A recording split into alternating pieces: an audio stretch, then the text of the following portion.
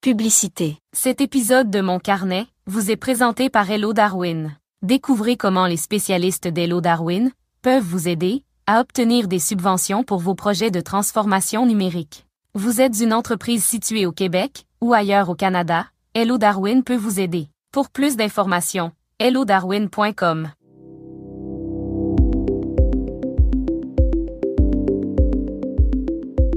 Bonjour, bonsoir au microphone, Bruno Guglielminetti. Bienvenue à cette édition spéciale pré-CES de Mon Carnet. C'est l'édition du vendredi 5 janvier 2024. Très heureux de vous accueillir pour cette édition bien spéciale. Si on était dans le monde du sport, je vous dirais que c'est une émission d'avant-match pour mettre la table à cette rencontre annuelle qui est le CES, le Consumer Electronics Show de Las Vegas. C'est ma 27e édition en carrière et chaque fois, c'est aussi, comme diraient les Anglais, excitant que la toute première fois. Pourquoi? Parce que c'est cette année qu'on va découvrir comment les fabricants des produits électroniques vont notamment intégrer l'intelligence artificielle dans leurs produits, ou du moins pour bonifier l'expérience de l'utilisation de leurs produits. Et pour vous donner une idée de la taille de cette édition 2024, on parle aujourd'hui de plus de 4000 exposants, dont 1200 startups qui présenteront leurs produits dans un espace équivalent à presque 42 terrains de football américain. Imaginez la superficie. Et puis, cette édition 2024, elle est particulièrement importante parce qu'elle célèbre aussi un jalon historique, soit le centenaire de l'Association des fabricants de radio aux États-Unis, ce qui a donné naissance à l'association qui aujourd'hui produit le CES. Alors, pour se préparer à la semaine prochaine, parce que vous aurez beau ne pas être physiquement à Las Vegas, vous allez quand même en entendre parler en ligne et aussi dans les médias, je vous propose une sélection d'invités pour mettre l'événement en contexte. Alors, pour ce faire, je vais accueillir notamment les auteurs du guide de survie du CES qui connaissent la nouvelle édition de cette année, là, comme le fond de leur poche. On va parler également avec des gens d'Investissement Québec et des gens d'Affaires mondiales Canada qui vont être sur place avec une délégation d'entrepreneurs et eux aussi ont dû se préparer et préparer les gens d'affaires à ce marathon de rencontres commerciales internationales. Et puis, il y a mes collègues qui sont là. Il y a Thierry Aubert qui va nous parler de la délégation suisse et Stéphane Ricoul qui nous sortira du CES pour nous présenter sa vision de 2024. Mais question de vous mettre dans l'atmosphère, je vous propose d'écouter 2 courts extraits de la présentation de l'événement par des organisateurs eux-mêmes et ça, grâce à la technologie de Rask AI qui me permet de vous les faire entendre en français.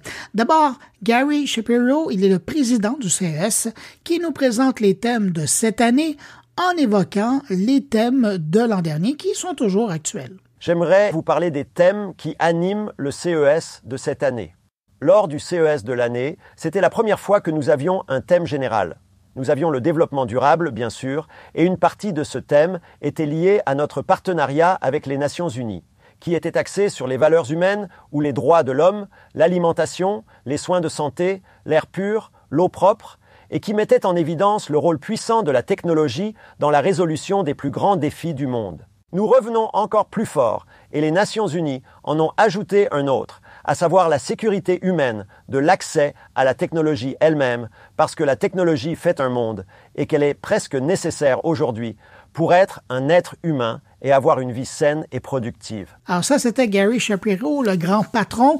Maintenant, je vous propose un extrait de John Kelly. Il est le vice-président du CES et directeur du salon qui nous parle de quelques-uns des thèmes abordés cette année dans l'édition 2024. Nous avons près de 300 entreprises dans un West Hall plein à craquer, dont des équipementiers comme BMW, Honda, Mercedes-Benz et pour la première fois Hyundai et Kia qui se présentent en même temps. Nous constatons également une croissance passionnante dans différents domaines du salon. Je sais que l'un d'entre eux vous tient particulièrement à cœur, la santé numérique. Nous présentons les innovations de grands noms de la santé comme Abbott, Philips, LG Nova, ainsi que des startups qui innovent en matière de technologie portable, de suivi de la santé et d'outils de télémédecine. Je suis un passionné de cuisine, donc ce thème est très important pour moi. Les technologies alimentaires et publicitaires rendent la production alimentaire plus intelligente et plus durable. Et il ne faut pas oublier le C-Space, où vous verrez de grandes marques comme Amazon Ads, Netflix, NBC Universal, Roku et Snap. Alors voilà les propos de John Kelly, le vice-président du CES et directeur du salon. Avant de passer à mes invités, on se dirige à Paris pour rejoindre Jérôme Colombin pour notre échange hebdomadaire.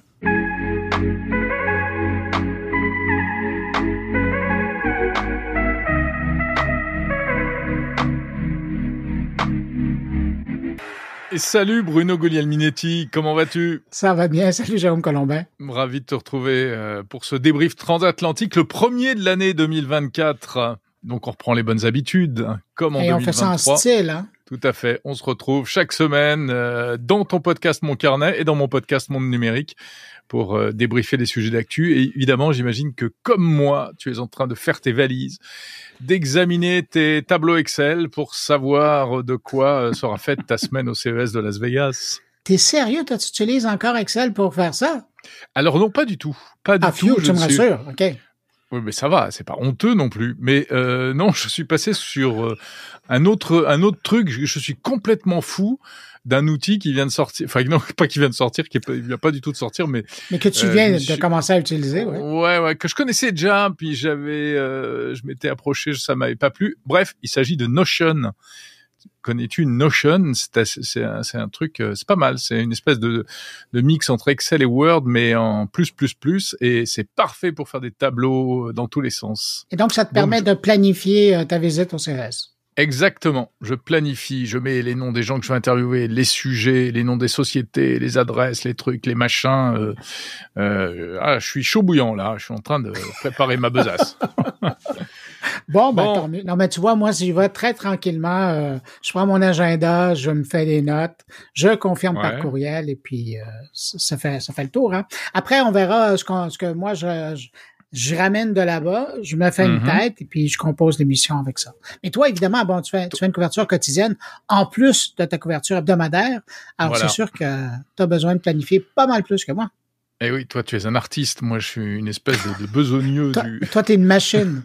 Je suis une machine, ouais. Ah oui, là, je vais sortir la grosse artillerie. Puis alors, j'ai une équipe à Paris qui va me faire les vidéos. J'ai ma petite Lisa de Bernard également qui va être mise à contribution, qui va surveiller un peu toutes les actus et qui va m'aider à rédiger la newsletter. Et puis moi, je serai sur place principalement pour faire la partie audio et faire des interviews. Bah voilà, tu sais tout. Ah, quand même, tu travailles un peu de là-bas, toi. Ah bah oui, ça, je vais travailler là-bas, oui. Voilà. non, parce que je t'écoute. J'entends toute l'équipe autour de toi, là. Oui, tu sais tout. Voilà, exactement. Ouais. Et les auditeurs qui nous écoutent savent tout. Ils connaissent désormais tout des coulisses. Ah non, mais c'est bien, ça. Alors, t'as l'approche presque industriel grand média, puis moi, j'ai la petite approche artisan dans mon coin. Ben non, tu sais, et puis on va retrouver là-bas François Sorel qui, lui, alors que maintenant, quand il se déplace, c'est CNN. Hein, c'est la machine. C'est la machine, il va avec 10 personnes, 2 assistants, 3 producteurs. C'est tout son entourage. Voilà, c'est ça. Bon. D'ailleurs, c'est pour ça maintenant que le grand patron du CS passe systématiquement le voir pendant l'événement. Exactement, oui. Ça pourrait pas nous arriver, mais lui, ça ouais. Voilà. J'espère qu'il aura un peu plus de temps que l'année dernière pour se balader et aller visiter véritablement le CES malgré tout. Hein. C'est un peu le souci quand on enquille les heures d'émission comme ça. Plus sérieusement, parce que là, t'as fait plaisir aux gens qui se demandent comment ça se produit, mais comment on fait un déjà, podcast, ouais, exactement. T'es dans ta planif. Qu'est-ce qui t'intéresse de ce que t'as vu? Alors écoute, je crois que c'est clair qu'on va encore en avoir plein les mirettes, hein, avec des tas de sujets. Ça part un peu dans tous les sens, mais dans les choses un peu... je sais pas, j'ai l'impression qu'il y aura évidemment des choses en automobile, en objets connectés. Moi, j'ai noté des trucs, notamment la beauty tech. J'ai l'impression qu'il y a plein de choses. Il y avait déjà des choses l'année dernière. Regardez ça un peu du coin de l'œil, un peu dubitatif, mais il y a de plus en plus d'innovations technologiques au service de tout ce qui est cosmétique et autres. Et je sais pas si tu as remarqué qu'il y a même une keynote en ouverture du salon le 9 janvier du patron de L'Oréal. Ouais, ça c'est une première. Hein? C'est étonnant, hein. Je trouve que c'est assez, symboliquement, c'est assez amusant. Voilà. Et toi, qu'est-ce que tu as repéré de beau? Moi, tu mentionnais l'automobile. Je suis curieux d'aller faire un tour de ce côté-là. Écoute, ils ont 300 exposants uniquement dans le monde de l'automobile. Là, ça devient un salon de l'auto de Las Vegas, là, cette affaire-là. Alors ça va être intéressant. Sinon, je suis à la recherche de la version du produit le plus inusité qui s'annonce étant un produit qui est AI, qui est intelligence artificielle. Parce que on avait vu dans les années passées, à l'époque quand c'était c'était la folie du iPhone, là tout était iPhone compatible. Après ça a été quelque chose. Après ça a été Facebook compatible. Après ça a été Alexa compatible. Alors là j'ai hâte de voir qui va aller se positionner comme étant compatible à l'intelligence artificielle, mais qui a vraiment aucun lien avec ça, pour montrer l'absurdité un peu de la vague marketing qui entoure l'intérêt face à l'intelligence artificielle. J'en ai vu 2-3, mais je suis pas certain que ça va être mes champions. Alors, je vais pas les mentionner, mais tu cherches la petite bête un peu. Tu cherches quelqu'un à te payer, quoi. tu veux aller les titiller, Oui, peut-être les titiller, oui. Bah ouais, les titiller. Non, mais il faut montrer aussi ce que c'est le CS, hein. De temps en temps, des marchands du temple, là, il y en a quelques-uns. Ah oui, il y en a plein. Mais il y a quand même moi, j'ai trouvé un truc qui a l'air, par exemple, un exemple parmi d'autres d'un truc vraiment vu de loin, ça fait, pardon, mais un petit peu foireux. Je sais pas si tu l'as repéré. C'est un détecteur de présence dans le dos. C'est un espèce de truc qui se clip, c'est pour les femmes, pour éviter les agressions. Un truc qui se clip dans le dos. Et si quelqu'un te suit, par exemple, quand tu es en train de faire ton jogging, si tu es une jeune fille, à ce moment-là, ton téléphone sonne, enfin, tu as une alerte sur ton téléphone, et tu te retournes et tu le vois. Alors, il y a une vidéo qui montre tout ça. J'ai dit, mais enfin, on marche sur la tête, quoi. C'est-à-dire qu'il faut un détecteur pour savoir si t'as quelqu'un. Alors, effectivement, si t'as des oreillettes, peut-être que t'es un peu isolé et tout, mais ça fait surréaliste. En plus, le film est ridicule, pour tout dire, parce qu'elle se retourne, du coup, le type a peur et il s'en va. Mais je ne jette pas le bébé avec l'eau du bain. Je vais aller voir, et peut-être qu'en fait, j'ai rien compris, et c'est très intéressant. On verra. Ouais, c'est comme moi, j'ai hâte de voir s'ils sont ça toujours au Eureka Park. Ben non, moi je suis bouche bée, alors je passe à un autre sujet. Mais j'ai hâte de voir s'ils sont encore présents au Eureka Park. C'est un designer français qui nous a présenté il y a 3 ans environ, ou 2 ans, un jean branché. Et j'ai hâte de voir s'ils sont encore là. S'ils ont perduré dans leur initiative. J'avoue, la seule utilité pratique que je trouvais, c'était quand tu es en train de marcher sur la rue et que tu cherches ton chemin. Alors, tu lances Apple Maps ou Google Maps et puis ça t'envoie des petites vibrations sur les hanches quand c'est le temps de tourner à gauche, quand c'est le temps de tourner à droite, plutôt que d'avoir le téléphone dans les mains. Mais à part de ça, je trouve ça un peu dangereux d'avoir un jean branché. Moi. Un jean branché. Mais c'est pas ce jean qui avait été lancé par Google. C'est pas Google qui avait mis au point ou qui avait racheté une start-up qui faisait une espèce de tissu comme ça avec des conducteurs à l'intérieur. Et il me semble bien qu'ils étaient dans ce truc-là. Après, il y a des choses intéressantes. Enfin, il y a peut-être des choses pas mal. Je pense qu'on va avoir des choses du côté des lunettes connectées aussi. Il y a des trucs qui se préparent, des lunettes ultra fines, des lunettes à réalité augmentée, etc. Ça, je pense qu'il va y avoir des choses intéressantes. Ouais, on va avoir des nouvelles des fameuses Ray-Ban aussi qui ont évolué. On verra probablement la nouvelle génération. Oui, les Ray-Ban, les Ray-Ban Stories entre Meta et Ray-Ban, hein, c'est ça. Il y a déjà eu 2 versions, donc on verra peut-être des choses nouvelles. Bon, c'est intéressant. J'ai l'impression qu'il y a pas mal de trucs, sans vouloir faire cocorico mon franchouillard, mais j'ai l'impression qu'il y a pas mal de trucs français, encore une fois, et pas forcément inintéressants, hein, du jumeau numérique au détecteur de chute par onde Wi-Fi, etc., etc. J'ai l'impression qu'on va avoir du grain à moudre, en fait, pour ce CES. Ouais, mais t'aurais le droit de faire ton cocorico parce que année après année, la délégation française, c'est quand même la délégation la plus importante à l'extérieur des Américains qui sont chez eux. Alors c'est normal qu'ils soient nombreux. Mais encore cette année, ouais, c'est ça. Je regardais les délégations étrangères entre guillemets. La France, si je me trompe pas, est toujours bonne première. Oui, tout à fait. La France essaye d'être toujours aussi présente, mais en même temps en affinant le tir parce que à une époque, ça partait un peu dans tous les sens. Enfin voilà, donc le CES, hein, autant vous dire, vous qui nous écoutez, qu'on est à fond dedans. On se prépare à prendre l'avion très prochainement. Et je sais d'ailleurs que tu en parles, bien entendu. Ah ouais, parce qu'on fait garde partagée avec nos invités cette semaine. Et oui, alors là, je crois qu'on fait très fort. On a les mêmes invités cette semaine. Bon ben voilà, c'est fait. Non, mais moi je trouve que c'est intéressant pour les auditeurs parce que si vous avez le goût de connaître la différence entre Jérôme Colombin et moi, quand on fait des entrevues, je pense que c'est le plus bel exemple parce que c'est probablement environ de la même taille comme entrevue. C'est 2 entrevues qui est très longues où on prend le temps de passer à travers les sujets, mais ça sera intéressant. Puis entre nous, là, ce sera de bien écouter les réponses de nos invités, qui sont les auteurs du guide de survie du CES 2024. Vous allez voir comment ils répondent à Jérôme et comment ils répondent à mes questions. Vous allez voir, il y a des subtilités qui ont changé.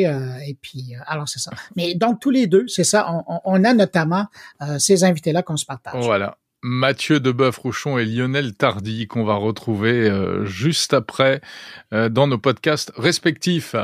Eh bien, écoute, mon cher Bruno, je ne vais pas te retenir plus longtemps. J'ai ma valise à aller faire, moi.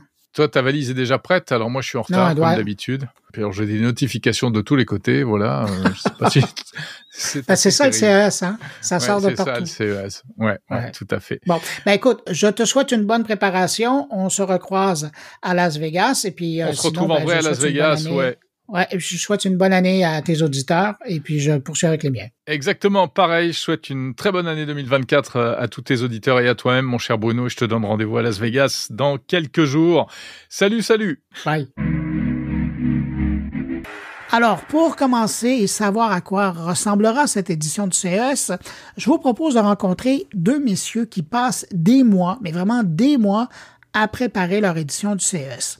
Sérieusement, je pense qu'après les organisateurs de l'événement eux-mêmes, c'est probablement les deux personnes qui ont la meilleure idée de ce à quoi va ressembler le CES avant même que l'événement ouvre ses portes aux 130 000 visiteurs qu'on attend cette année, des visiteurs qui proviennent d'un peu partout sur la planète pour savoir de quoi sera fait 2024 dans le monde de l'électronique. Je vous parle de Mathieu Deboeuf-Rouchon et de Lionel Tardy, les auteurs du guide de survie du Consumer Electronics Show 2024, une 5e édition pour ce guide de survie que tout bon participant francophone au CES devrait avoir sous le bras. Bonjour, messieurs. Bonjour, Bruno. Bonjour, Bruno. Très heureux de vous retrouver en veille de ce CES. Alors, cette édition du CES 2024, messieurs, vous l'avez parcouru virtuellement depuis des mois. Est-ce que ça va être intéressant? C'est une bonne question. On a vu plein de choses intéressantes, plein de choses passionnantes. Donc, un CES plus en profondeur, plus dans la deep tech, plus dans l'intégration et peut-être moins par défaut dans le waouh. Ça se confirme notamment par l'automobile. Et c'est vrai que Lionel, lui, a fait un deep dive plutôt côté auto sur le sujet notamment des grands constructeurs. Et c'est vrai il y a des nouveaux constructeurs qui vont être là. Nouveaux constructeurs et peut-être historiquement moins présents pour d'autres. Et quelques constructeurs que l'on voit. Alors d'abord, nous, on est bien sûr toujours à l'écoute de ce que dit Stellantis parce que c'est devenu un monstre international dans la construction automobile et que quelque part, c'est malgré tout issu d'un groupe français qui est le groupe PSA. Et quand ils ont annoncé, suite aux grèves à répétition qu'ils ont eues sur le territoire américain, qu'ils ne participeraient pas au CES, c'était déjà une première surprise. Et c'est vrai que moi, la chose qui m'a surpris et j'attends de voir, c'est un espace qui est dédié à BMW. Oh. Et comme je l'ai écrit dans notre guide, dont tu as rédigé la préface, eh bien, je crois qu'ils sont en train de montrer aux États-Unis, enfin tout du moins en Amérique du Nord, l'ampleur de leur 1,7 milliard de dollars investis sur le territoire américain grâce à l'Inflation Reduction Act. Et voilà, ils montrent leur puissance. Sinon, Hyundai est très présent avec trois pôles très intéressants, notamment celui qui, il y a 2 ans, je pense que tu t'en souviens, ils avaient présenté un motorboat, un boat autonome. Ils reviennent encore avec ce stand-là. Alors, quelles en seront les évolutions? Ça sera intéressant d'aller les voir. Mais par contre, c'est vrai que malgré tout, moins de présence de marques en termes de nombre de marques. Beaucoup de leurs sous-traitants, bien sûr, hein, Qualcomm, Amazon Automotive, etc. John Deere, comme on prononce à la française. John Deere. Ou Caterpillar, ça sera vraiment intéressant à voir. Mais et puis toujours, ça c'était pour parcourir, parce que comme le disait Mathieu, on a fait quelques parcours pour des délégations, et donc il fallait aller chercher sur les plans du CES quels étaient finalement les points qui pouvaient être pertinents pour un parcours d'une journée la plupart du temps, parce que nous, quand on fait ce genre de parcours, ils ont une stratégie qui est assez intéressante. Ils viennent avec des entreprises qui, certes, vont au CES, mais sont issus de secteurs d'activité différents. Donc, c'est difficile de leur faire des parcours pendant 3 jours. Tu leur fais un parcours de découverte découverte, avec un certain nombre de points chauds qui peuvent être surprenants aujourd'hui à visiter. Et puis après, eux, une fois qu'ils se sont fait à l'idée des différents lieux qu'ils allaient pouvoir parcourir, que ce soit dans la santé connectée ou dans les IoT, eh bien, ils font leurs 2 jours supplémentaires en parcours perso. Et simplement, le soir, on les retrouve pour faire des débriefs. C'est là que les délégations sont un peu particulières parce qu'on a assez peu. Alors, il y a soit les délégations thématiques, c'est-à-dire ils viennent d'une société ensemble et ils visitent le CES sur une thématique donnée, de type l'innovation dans l'industrie ferroviaire, l'industrie de l'automotive ou encore ce qu'on pourrait avoir la mobilité ou la santé. Je dirais que ça, c'est facile. La difficulté des délégations transverses, c'est que tu vas pouvoir autant avoir du tourneur-fraiseur qui va s'intéresser à l'impression 3D, aux nouvelles manières dont on va pouvoir produire des matériaux et compagnie, et puis l'autre qui est à côté, qui est vraiment dans le service et dans lequel il va chercher plutôt de l'IA qui va optimiser son processus d'automation ou la façon dont tu vas pouvoir optimiser les tâches et donc la place de l'algorithme. Voilà, on va avoir des choses extrêmement variables dans les délégations. Et c'est vrai que pour l'instant, toutes celles qu'on a présentées ou proposées, parce que sur place, ce sera plus du thématique, mais en roadbook, c'est vraiment du transverse. Donc, on essaie de couvrir toutes les zones du CES. Et c'est vrai qu'on les a toutes parcourues virtuellement. Justement, tu as fait un inventaire de ce qu'on retrouvait, puis Lionel parlait de sa section automobile, mais qu'est-ce qu'on retrouve, puis on va revenir sur le CES là, plus en détail, mais qu'est-ce qu'on retrouve dans l'édition, la 5e édition de votre guide cette année? Dans la 5e édition, on retrouve toujours les mêmes piliers de base. C'est toujours comment vraiment préparer son CES, parce que la préparation, l'intensité qu'on met dans la préparation du CES est proportionnelle à la valeur qu'on va pouvoir en dégager. Donc ça, c'est vraiment payant de s'organiser avant. Là, ouais. Oui, c'est-à-dire que oui, pourquoi? Alors, c'est pas tant par le nombre d'exposants, parce que le nombre d'exposants est similaire à d'autres salons qu'on pourrait avoir, même s'il est tentaculaire. Mais globalement, on a quand même des zones d'exposition qui sont très, très longues, très, très éloignées les unes d'entre elles plutôt, et sur lesquelles il faut forcément passer 20 à 30 minutes, des fois même 1 heure pour passer du LVCC au Venetian Expo, par exemple. Donc, de fait, l'organisation est millimétrée parce que le temps est compté. Ça, c'est le premier critère. Et puis après, il y a la diversité des exposants et des thématiques. Cette année, je sais plus, 70 thématiques ou topics différents. Si on intègre les catégories et les topics ensemble, c'est énorme. Et donc, de fait, si on s'intéresse à l'IA, c'est bien, sauf que l'IA, elle est partout. Donc, on va autant avoir de la santé que de la transport, que dans l'intelligence artificielle, dans les intelligences artificielles génératives. Si tu veux voir du Amazon, tu vas quasiment partout. Tu vas aller sur le LVCC, autant, alors avec un stand assez important a priori cette année sur AWS Automotive, donc vraiment l'intégration d'Amazon dans l'auto. Et puis après, tu as le showroom, qui est le grand classique de toute l'intégration de Echo, d'Alexa et de toutes les IA finalement que possède les microservices que possède AWS, intégrés dans son écosystème partenaire au Venetian Expo Center. Donc déjà, même pour voir que du Amazon, potentiellement, le mec qui s'intéresserait que à ça, bon, c'est possible. Il y en a qui sont fans. Et donc, par défaut, ça prend déjà quasiment une journée si tu fais un matin d'un côté puis l'autre. Donc, il faut millimétrer. Donc, c'est toujours le premier pilier, c'est préparation. Deuxième pilier, c'est quand même vivre. Parce qu'une fois que tu es sur place, c'est comment tu t'organises, quel est l'hôtel que tu as choisi, bien entendu. Alors, même si tout ça se prépare, c'est quand même de vivre quelque chose, une expérience qui soit la plus fluide possible, avec une sélection de restaurants, bien entendu, qu'on a mise à jour. Restons français, que Lionel et moi parcourons avec grand plaisir. Et puis, bien entendu, ensuite, tu as le troisième pilier qui est fondamental, qui est le pilier de la transformation, c'est-à-dire la façon dont tu vas pouvoir t'approprier ton contenu que tu as préalablement classé. Alors, on donne 2-3 techniques dans les classements de documents, dans la récupération des données sur place, la prise de notes, etc.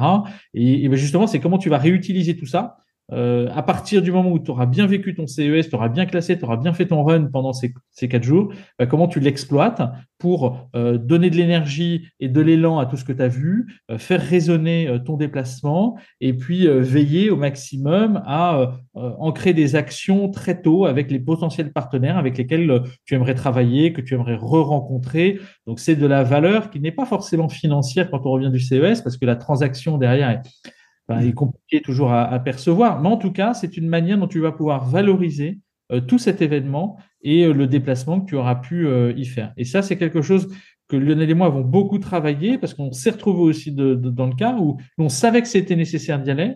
Et entre le moment où c'est nécessaire et le moment où tu sais que c'est un prérequis et tu en génères suffisamment de valeur pour que ce soit perçu comme un investissement. Un investissement nécessaire.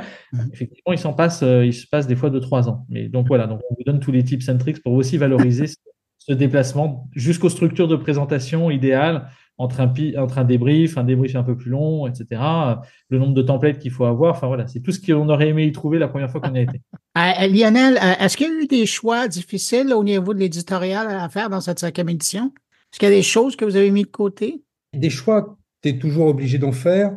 Maintenant, on en a fait relativement peu parce que je crois que l'édition a pris encore une 30aine de pages de plus. Oui, Quand même. Donc, ça veut dire, ça témoigne que finalement, on a vérifié, alors on parlait des restaurants, par exemple, ou de ce qui se passe en dehors du CES intramuros à proprement parler. On a malgré tout plus ajouté que supprimé. Supprimé quand ça n'existe plus, quand ça a été modifié, mais plus ajouté que supprimé. Donc, on ne s'est pas donné véritablement de restrictions à ce niveau-là. non, c'est vrai. On a refocusé les contenus de manière à être plus straight to the point et d'être vraiment se posant la question de la restructuration du livre dans son ensemble, mais qui reste vraiment sur ces 3 piliers. Ajouter quelques restaurants, enfin bon, à part ça. Par contre, on a significativement apporté des modifs sur notre dispositif de veille, où aujourd'hui, on va plutôt parler de Make, d'Integromat, de Make Integromat, de Airtable, et des solutions qu'on utilise nous, en fait, pour faire notre veille, et puis surtout sur place, optimiser notre prise de notes, qui est quand même le sujet de fond, parce que c'est facile de retourner sur place. Et quand au bout de 48 heures à Paris, on se retrouve dans nos notes, on se dit mais qu'est-ce qu'on a dit, qu'est-ce qu'on a vu? On voit tellement de choses que la prise de notes reste fondamentale. Voilà. Mais c'est vrai que l'arbitrage, on n'a pas eu trop d'arbitrage dans la créa parce que des contenus, on a peu ou prou travaillé. On s'y remet généralement en août, août, et puis on a un vrai passage sur les vacances de la Toussaint parce qu'il nous faut naturellement les derniers insets. Alors c'est vrai qu'on a été aidé cette année avec le France Digital Day. Puisque le CES Unveil de Paris, qui se fait traditionnellement sur mi-octobre, s'est tenu beaucoup plus tôt cette année avec le CES Tech Trends de la CTA, qui s'est fait avec France Digital au Musée des Arts Forains. Et c'est vrai que ça nous a donné aussi l'occasion de bien vérifier que les topics qu'on avait identifiés étaient bien ceux sur lesquels la CTA allait pousser. Puis on est toujours contraint par le temps, c'est notre problème, c'est qu'effectivement, on attend le dernier moment pour lancer la publication, parce qu'on veut être sûr d'être au plus près et au plus juste. Sachant que naturellement, il faut qu'il sorte au plus tard pour nous le 1er décembre, idéalement dans la quinzaine dernière de novembre. Mais bon, voilà. Ça a été assez facile à réécrire cette année, enfin à réécrire, à transformer, à réadapter. Voilà. Ouais. J'imagine que l'intelligence artificielle, c'est partout. Un peu comme une autre époque, il y avait eu l'édition iPhone Compatible et puis il y avait eu Alexa Compatible comme autre édition. Mais mis à part l'intelligence artificielle, quelle tendance vous avez, si vous en aviez à mentionner 2 autres, là, quelle tendance ressort parallèlement à l'intelligence artificielle qui doit être omniprésente partout, là? Moi, je répondrais un seul mot, la santé. Ouais. La santé, parce que la santé sous toutes ses formes. Alors, probablement la santé accompagnée de tout ce que l'intelligence artificielle pourra pré-traiter, traiter en local, traiter en distanciel, traiter donc en interne ou traiter dans le cloud. Et déjà l'année dernière, on avait beaucoup de traitements, si tu veux, qui étaient non invasifs, avec des prises de vue avec une simple prise de vue, étaient en capacité d'aller te chercher un certain nombre de données vitales ou capables d'analyser tes mouvements, etc. Et là, je pense qu'on va rentrer dans une dimension où véritablement la santé sera à tous les niveaux. Là, tu nous as sélectionné, Mathieu, une petite start-up au niveau de la gestion des lèvres gercées. Oui, en fait, il y a plein de choses. Alors, sur la santé, oui, c'est majeur avec de l'IA de plus en plus intégrée, de plus en plus fine, et quelque chose qui est de plus en plus de l'ordre de l'instantané. Alors, ça se caractérise assez bien sur ce qu'on va appeler la santé, le digital health en général, avec il y a une startup qui, de mémoire, s'appelle Amore Pacific Lip Cure Beam, qui est un espèce de rouge à lèvres qui va détecter à la fois, qui va faire un diagnostic des lèvres et appliquer le soin ou le maquillage nécessaire. Donc, on va à la fois pouvoir bénéficier d'un traitement en même temps finalement une utilisation ou une fonction comme celle du maquillage. Et ça, c'est intéressant parce que ça va, en fait, cette innovation, elle va appliquer un matériau qui est sensible à la lumière, donc sur les lèvres, bien entendu, puis maximiser une réponse finalement en termes de création de vitamines naturelles, par exemple. Donc en fait, c'est le couplage d'un traitement en même temps qu'un soin qui va s'appliquer et se raisonner, donc s'appliquer et se révéler plutôt avec la lumière après un diagnostic. Donc c'est un espèce de rouge à lèvres qui est assez intéressant.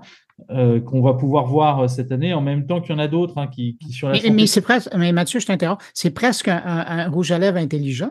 Ah bah oui, c'est ce qu'on a vu, tu sais, l'année dernière, il y avait L'Oréal qui avait sorti un système aussi à peu près du même type, c'était plutôt sur la teinte du rouge à lèvres, mais en même temps, quand on se met une teinte de rouge à lèvres ou quand on se met un rouge à lèvres quelque part, qui est un agent qui vienne traiter un soin ou apporter quelque chose sur les lèvres gercées par exemple, ou une détection d'une potentielle pathologie qui mériterait d'être traitée, bon, ça pourrait être la même chose que s'ingurgiter presque un médicament, je dirais, sous forme de déodorant, parce que quelque part, c'est une molécule olfactive qui nous permet de sentir bon et en même temps qui pourrait avoir un traitement X ou Y. Donc, on a quand même ces croisements qu'on va retrouver beaucoup au niveau de la santé. Mais oui, c'est un rouge à lèvres connecté. Et si je vous demandais donc l'IA, la santé, un troisième, Lionel a parlé de l'automobile, là, c'est un incontournable cette année. Automobile et transportation, je pense qu'on est vraiment sur le côté de la mobilité au sens large, avec un vrai focus du Cars Electronic Show toujours. Mais globalement, on est vraiment sur la mobilité. Je pense que la health, de toute façon, quand on a fait une analyse de notre extraction des données du CES, la santé était le mot-clé qui ressortait, l'un des principaux. On va retrouver une grande thématique autour notamment du worker connecté, du travailleur connecté, qui est du travailleur et notamment aussi du citoyen connecté, qui sont des éléments intéressants.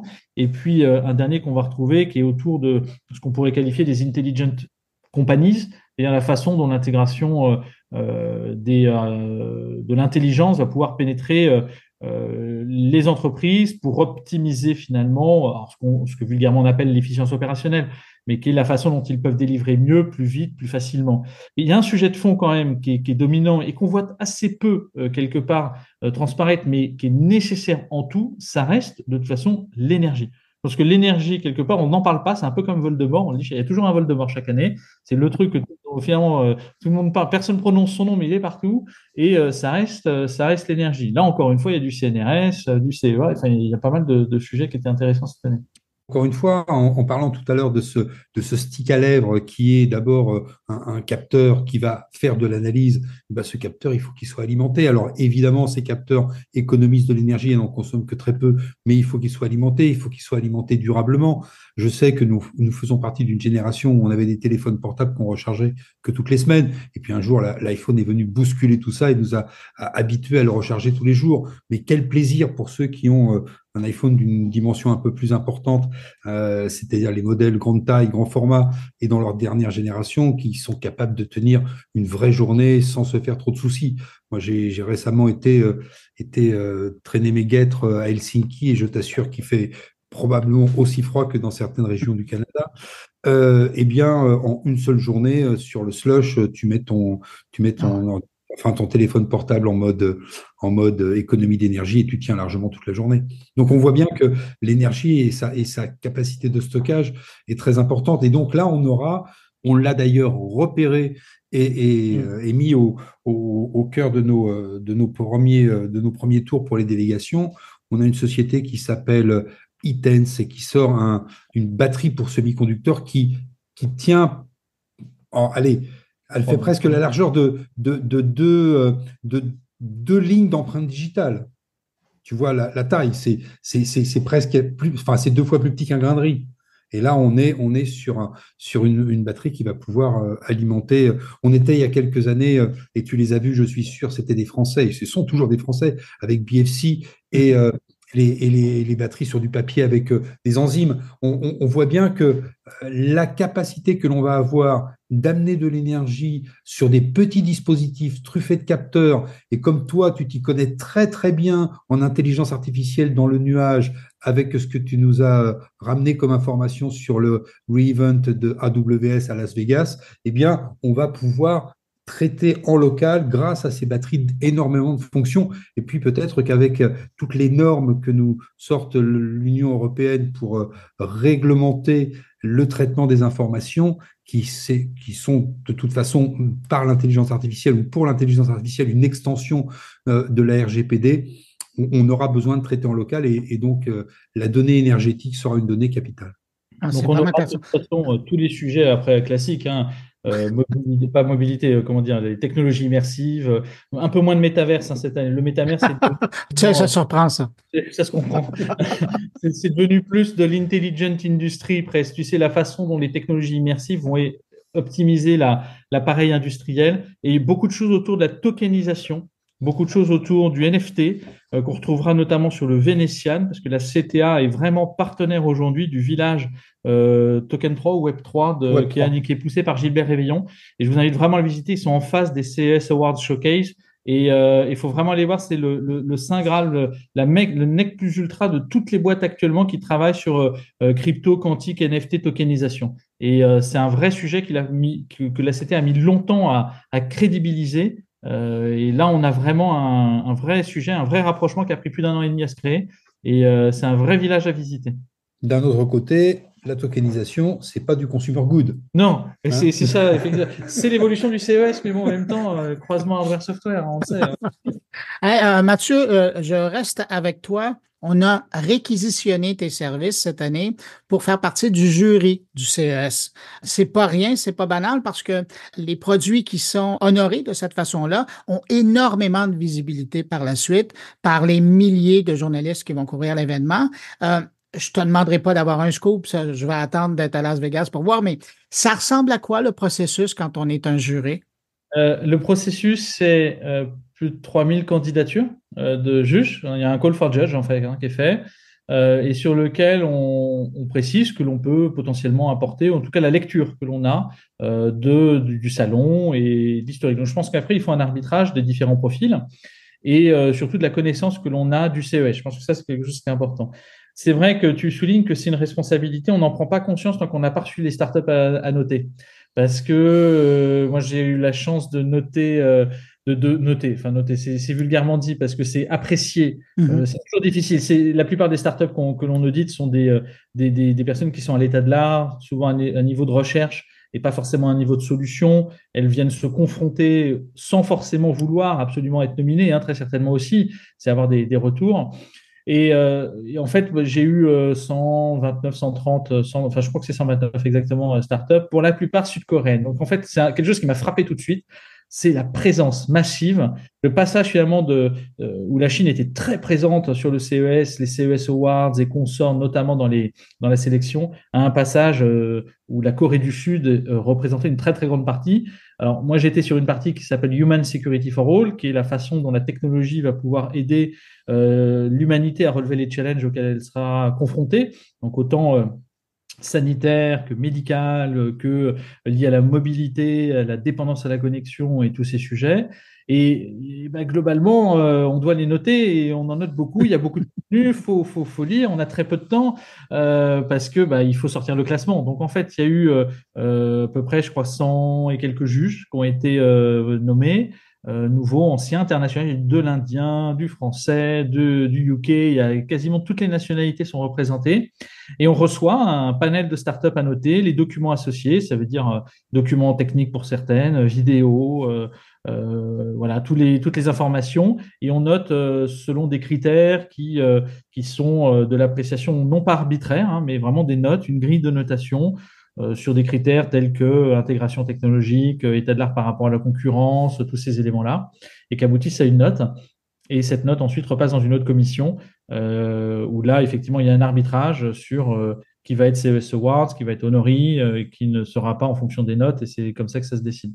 Et cette année, on en voit un cru qui est quand même très technique. Globalement, il y a beaucoup de produits connectés tels qu'on les connaît au CES classique, donc c'est l'enceinte qui fait poète-poète, hein, mais on a globalement après vraiment de l'algorithme. On a des logiciels de simulation, on a des lidars, on a un tas d'innovations qui sont absolument passionnantes et qui vont presque à l'encontre du CES qu'on a pu connaître il y a 5, 10, 15, 20 ans, même quand on remonte à l'origine. Hein, dans le guide, on a mis la frise depuis l'origine du CES de tous les produits qui ont été révélés. Ouais. À New York, ça? Ouais. Il y avait, oui, effectivement, on remonte depuis l'origine de ce qu'on a trouvé dans les archives. Hein. Mais en fait, ouais, effectivement, on s'aperçoit qu'avant, c'était l'enceinte connectée, la Nintendo NES, le magnétoscope, le vidéo CD. Là, maintenant, on est dans du logiciel, on est dans du radar, on est dans des lidars, on est dans la caméra hyperspectrale. On a un tas d'outils connectés qui ne sont pas que destinés aux consommateurs. In fine, oui, et il y a toute une chaîne avant, et la chaîne, c'est l'entreprise. Et c'est ça que c'est intéressant. Alors bon, moi j'ai eu beaucoup de santé, je te cache pas, beaucoup d'alimentation. J'ai souvenir de impression 3D de viande. J'ai des sujets autour de la façon dont on allait manger des protéines de bœuf intégrées directement dans des grains de riz. C'est un vrai projet passionnant. J'ai pas vu d'ailleurs s'il était passé au CESO. Je vais regarder. Des trucs qui moi me suscitent beaucoup de curiosité, parce que ce qui est intéressant, c'est pas tant de voir ce qui va arriver demain, c'est de comprendre quels sont les verrous technologiques qu'on fait sauter pour esquisser ce que serait à terme l'alimentation de demain dans les 8 à 12, 15 ans. Et de se dire que effectivement les processus de transformation des êtres humains sont longs en termes d'adoption, en termes d'usage, en termes de capacité aussi à alimenter toute la planète. Mais on voit qu'il y a des éléments qui étaient intéressants sur les diagnostics de santé. Quasiment tous travaillent sur l'instantanéité du diagnostic. Aujourd'hui, ils n'ont plus l'attente, sur la capacité de faire ce diagnostic à domicile, sur la nourriture que l'on va faire, qu'on va trouver à la maison d'une autre manière. On avait vu avec Lionel Meatable en 2018, si je ne me trompe pas, au CES Unveil d'Amsterdam. Et quand aujourd'hui on voit effectivement de la pousse de viande en laboratoire basée sur un prélèvement bovin ou porcin par exemple, et puis finalement la viande pousse comme on ferait pousser un vegetables ou n'importe où on a. Et en fait, oui, c'est ça. Alors moi, je trouve que c'est ultra intéressant comme projet. Est-ce que j'aimerais bien à terme, demain, tout de suite, manger ça? Je dis, pourquoi? Tant que le goût est là, ce sont des choses qui sont intéressantes. En tout cas, c'est des choses qu'on ne voyait pas au CES qui sont là. Et effectivement, la visibilité de ces startups qui sont récompensées est indéniable. Donc, on voit bien qu'effectivement, c'est important pour elles d'être présentes. Ça leur donne une visibilité exceptionnelle, mais il y a aussi un consensus, c'est pas arbitraire, on est plusieurs juges à noter la même catégorie, les mêmes startups, et donc de fait, je pense que le consensus se fait assez simplement. Celles qui sont récompensées sont à l'état de l'art du CES en tant qu'objet connecté ou en tant qu'algorithme offrant une valeur X. Voilà, c'est ça qu'il faut retenir. Ouais, mais entre-temps, ça permet de justement découvrir des choses fascinantes comme celles que tu énumérais. Merci d'avoir levé le capot. On referme le capot. Lionel, pour quelqu'un comme vous deux, mais je te pose la question à toi, tu as parcouru virtuellement le CES de bord en bord. Virtuellement, là, on s'entend. Tu as fait tous les pavillons d'exposition. Tu as passé à travers tous les exposants. Puis en plus, vous avez conseillé des groupes, des entreprises qui, elles, vont se rendre là-bas. Mais toi, personnellement, la première journée de l'expo, tu vas aller où? Tu vas commencer par où? Eh bien, je vais rebondir sur ce que vient de dire Mathieu. Moi, ce qui m'étonne toujours, et je vais au CES depuis moins longtemps, enfin, nous allons au CES depuis moins longtemps que toi, ce qui m'étonne toujours, c'est l'écho du CES dans les médias, dans les grands médias nationaux. Toi, bien sûr, tu as un regard, et c'est là où tu es pertinent, mais dans nos grands médias nationaux, on va dire, pour nous, les Français, on nous parle toujours, et même en 2022, on nous parle toujours de grandes télés, de grosses enceintes. En fait, gadgets. on parle toujours de l'ADN et quelque part, oui, du gadget. C'est-à-dire, quel est le CES pour vous dans l'inconscient collectif? C'est une grande foire où on va faire des gros écrans, des gros machins, parce qu'on s'est arrêté comme si le journaliste, et c'est pas une pierre dans le jardin des journalistes, puisque tu en es un fameux et historique pour les Canadiens, mais on s'arrête là où il y a des mètres carrés. Et donc, ce qui est intéressant pour nous, et d'ailleurs tous les ans, c'est de la même façon que l'on aborde notre hébergement, c'est d'être au plus près des startups, au plus près de quelques... Alors, quand on parle de la France, par exemple, on va sur le pôle du CEA ou du CNRS, qui sont indépendamment ou en marge ou en bordure de la French Tech, qui sont des incubateurs de chercheurs et qui viennent amener, justement, comme vient de le dire Mathieu, des états de recherche plus ou moins avancés pour dessiner des perspectives qui peuvent être pertinentes par rapport d'ailleurs à la ligne éditoriale du CES. La ligne éditoriale cette année du CES, c'est Tech for... on est bien tous d'accord qu'on vit tous sur la même planète, qu'elle n'est pas si grosse que ça et qu'elle n'est pas infinie. Et donc, d'une certaine façon, la tech, elle est à ce service-là. Et c'est vraiment ce temps-là. C'est vrai que la curiosité pourrait aller nous amener, parce que j'adore dans le hall ouest avec les constructeurs automobiles et de mobilité, ou dans le hall central avec cette débauche d'électronique habituelle, avec les grands faiseurs d'enceintes, de drones ou de télévision. Mais franchement, c'est l'Eureka Park qui restera toujours l'endroit où on passera le plus de temps, parce que chaque mètre carré, parfois, est une pépite et tu peux y passer. Alors, c'est dommage parce qu'encore une fois, c'est toujours très court, mais tu peux passer un quart d'heure, 20 minutes à discuter avec un ingénieur, avec on va dire un innovateur qui imagine le devenir de ce pourquoi il travaille dans une perspective la plupart du temps qui est à 5-15 ans et qui te témoigne toute l'ardeur qu'il a à chercher de faire le mieux pour l'utilisateur, ou alors le mieux pour le monde, ou alors le mieux pour l'industrie. C'est pas forcément des gens qui sont là pour dire je veux faire le big deal et je veux lever 100 millions de dollars. Je veux vous montrer que j'ai une idée qui est vraiment pertinente. Et quand elles sont incubées par des agences nationales françaises, par exemple, hein, mais les Hollandais sont très forts aussi, avec de très très beaux projets, toujours tous les ans. Le stand de la Hollande, il est à l'Eureka Park, est toujours extraordinaire à visiter, et il faut y passer du temps. Faut aller voir aussi les Sud-Coréens.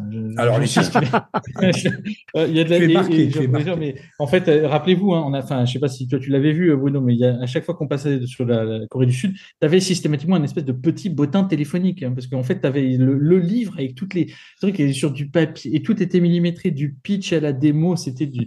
Alors, est-ce que tout arrivera à terme? Non, on est sur des TRL très faibles, donc globalement non, mais peu importe. En fait, il y a de l'énergie et par agglomération, les années qui viennent, tous les verrous qui ont été sautés sur ce type de start-up ou ce type de projet viendront s'agglomérer dans d'autres projets qui créeront des solutions.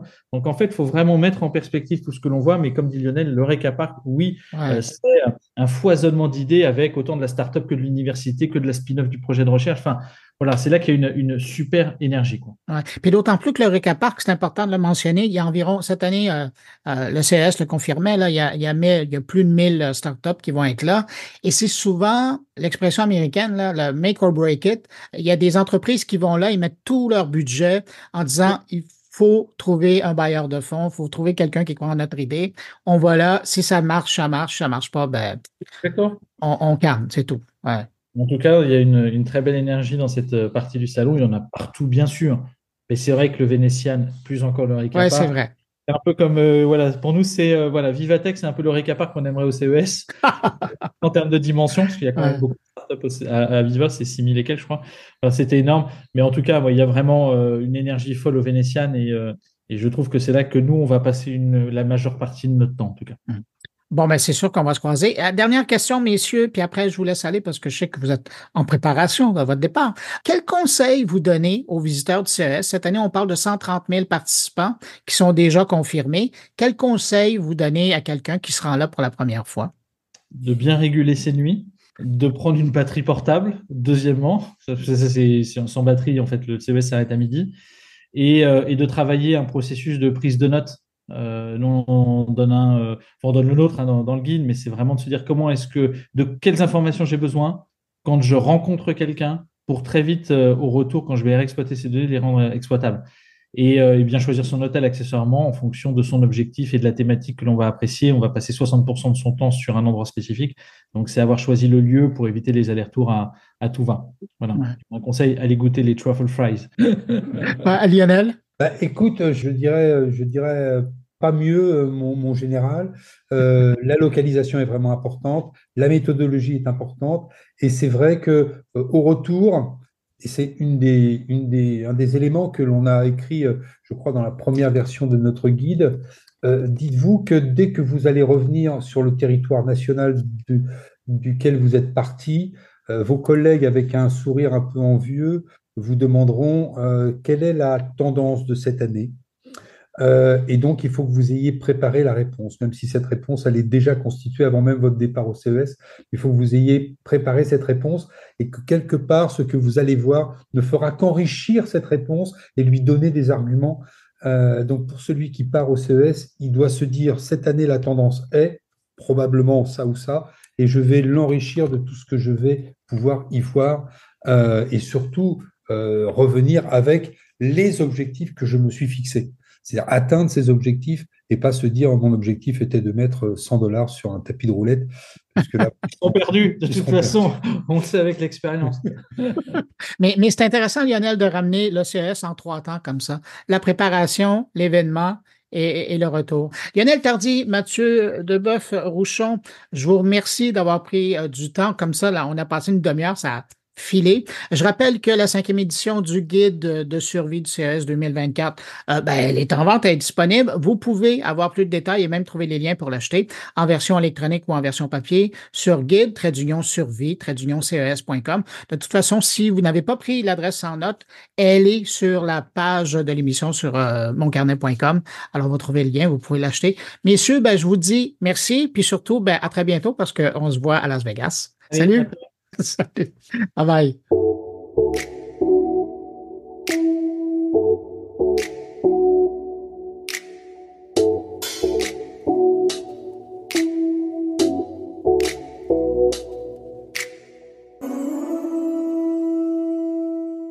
Lors du CES de Las Vegas, il y a évidemment des milliers d'entreprises qui viennent exposer, mais il y a aussi quand même 130 000 personnes qui vont être sur place pour venir voir, visiter et faire des affaires, trouver des clients, trouver des fournisseurs, trouver des partenaires, des investisseurs, des compagnies à acheter, peut-être même des compagnies qui seront à vendre. Il y en a vraiment pour toutes les raisons.